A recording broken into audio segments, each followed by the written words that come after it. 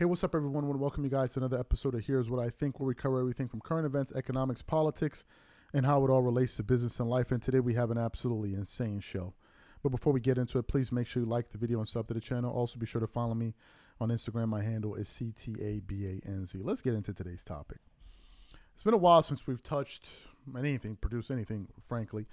Just because I've been really busy with the other projects that we do. For those of you who may be new to this channel, we have another channel called Dreamers Pro where we focus on sports content. But nevertheless, I have been following sports media, the news and what's going on around the world, current events, etc., closely, but I haven't had a chance to really touch on things. So just today, I was out to go get my haircut. And I opened up my phone, and on my Instagram, I get a feed from Bloomberg essentially saying that President Donald Trump is looking into ways of potentially deporting Elon Musk. And I'm like, you have to be joking. This can't be true. I immediately called up Mark. I'm like, look, this is something we got to talk about. So when I got home, I then decided to hunt down the sound because I wanted to hear when he said it. And we were actually able to unearth some sound here from an ABC News channel that we want to play for you. And I want you guys to listen to the Q&A of them asking President Trump of the potential of deporting Elon Musk. And he also took it a step further to kind of explain why he feels this feud is where it is today. Take a listen to what Donald Trump had to say there. What happened to Elon Musk? Who? What happened to Elon Musk? Nothing. No, he's upset that he's losing his EV mandate, and he's very upset about things, but he could lose a lot more than that. I can tell you right now. Hey, Elon can lose a lot more than that.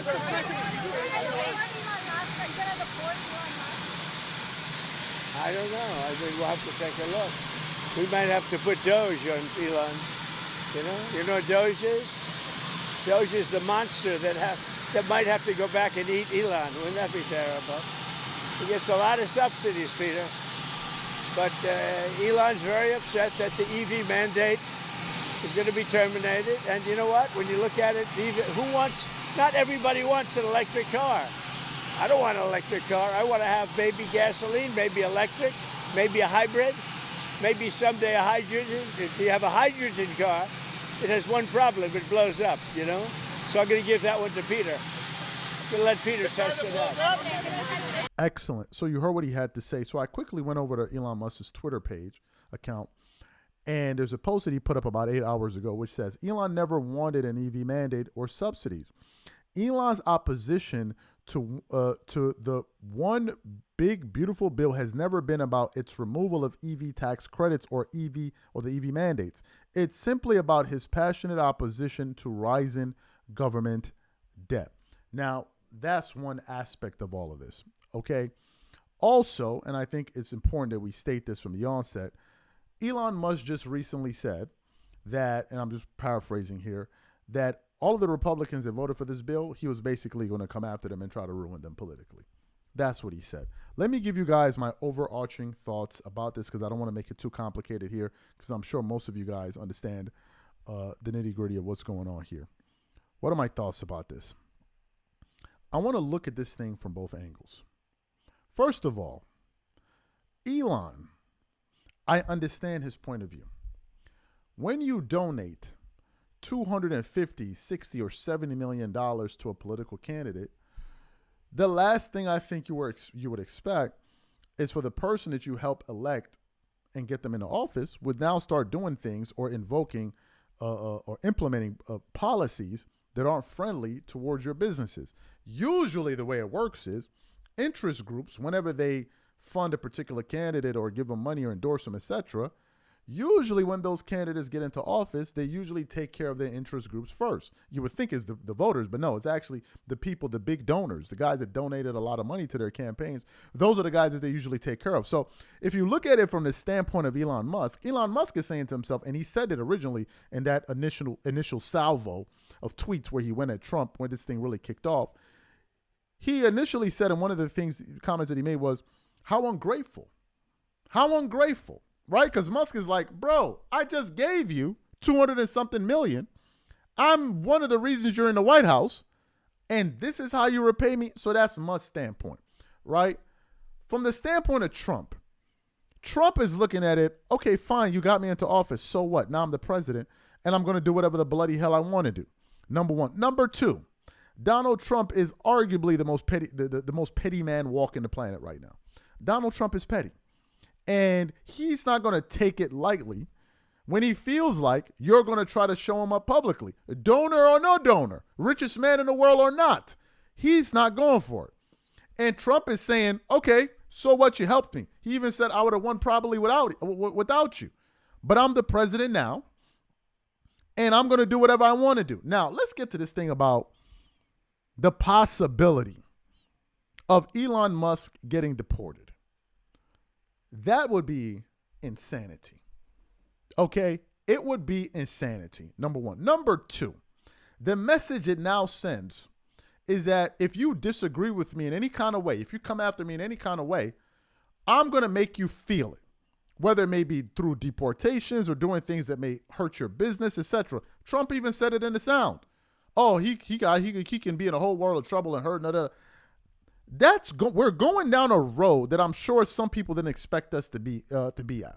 That's number two. Number three, and I got to say this because I was telling my barber about this. Here's one of the issues we're having right now in politics in the United States. This is just my point of view. I'm not saying this is the view. This needs to be the view of the world. I'm just giving you my point of view. When we elect our officials, we as the people, our job is to hold them accountable. But what I think is happening is a lot of Trump supporters are turning him into some celebrity. And whenever you love a person to that extent, you no longer can see things clearly. I find it hard to believe that even if you did vote for Trump, you support every single thing he's done. That's crazy. Because essentially what you're then saying is that he's infallible. And you're no longer a citizen. You've become a fan. You've become a fan. This is just how I see it. Never turn a politician and start idol worshiping him. You're going down the wrongest road. Hold these guys accountable. That's the job of the public. You have that aspect. Let me get to Elon because it's the thought that I have about him. Elon Musk is a bloody idiot for getting involved in politics. Elon Musk would have been better off had he stayed out of politics. Those are the facts, folks. Elon has taken more of a hit since coming into politics than at any other point in his career. Just today, Tesla stocks tumbled again. And the question is, has it been worth it? Was it worth it? I think the answer is quite simply no. Even his father said, and he's a special case himself, even his father said Elon is going to get hurt being in politics. Elon doesn't seem to be cut out for politics. Is a cutthroat game. And Elon is beginning to understand this. Even with all that money, Trump wields the power. Now, let me get back to my original thought about this idea of potentially deporting Elon Musk. Are you absolutely insane? First of all, let's look at this logically. Trump is going to be in power for what, the next 3.5 years? Elon is going to be around for a lot longer than Trump. You want to lose a mind and an asset like that to another country? Is that really what we want to do? Are we sure that's what we want to do? Are we sure Elon couldn't be a benefit to the United States going into the future? And I know he's made a lot of enemies for himself, and that is his bloody problem with the Doge and all of that stuff. And now you find yourself in a situation where all of that work you did in Doge is essentially being undermined. But that's his problem and his stupidity, if I'm being frank with you. He put himself in that position. Nobody told him to jump into the political arena. But anyway, you're going to deport an asset like that and have him go to another country? Are we sure that's what we want to do? Are we sure? What about all the jobs that Tesla gives to people in the United States? Are we sure? Is this the line that we want to go down? I don't think it's smart. And I'm not a fan of Elon Musk whatsoever because I'm not a fan of EVs at all. A lot of people were fans of Elon Musk because they like electric vehicles. I never liked them. I don't have any plan of owning an electric vehicle. Me and Marco argued all about it. I'm like, this car is crazy. I'm walking around. You can't even hear it. It has no life, no soul. So I've never been fans of it. Like some people became fans. Some people thought that Elon Musk was Tony Stark's from Iron Man and Marvel Comics. That's how they were viewing him. They turned him into some damn superhero. I was never a fan of him like that. I admired him for various things, but it wasn't for that. But in the case of him deporting Elon, that's insanity. That is insanity. And those people that are now saying that, oh, you're insane as well. You're insane as well. Why should you? 6 months ago, you weren't saying that. Now all of a sudden you want to deport him.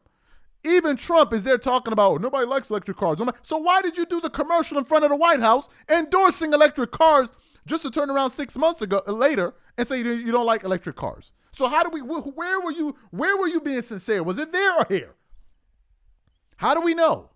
The entire thing is a clown show. And as a United States citizen, I'm embarrassed by this entire thing. We look like a clown show right now. Maybe some of you don't know it.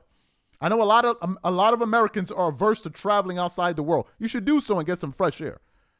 You should do so and get some. We look like a clown show. We look confused. We're isolating ourselves from the rest of the world. And I get people have their things about it. We can get into immigration and deport. We can get into that on a separate show. That's not the topic item for today. But this particular feud here is insane. It's insane. These are my raw, unadulterated thoughts about this situation. You guys let me know what you think in the comment section. We catch you on the next show and I'm out.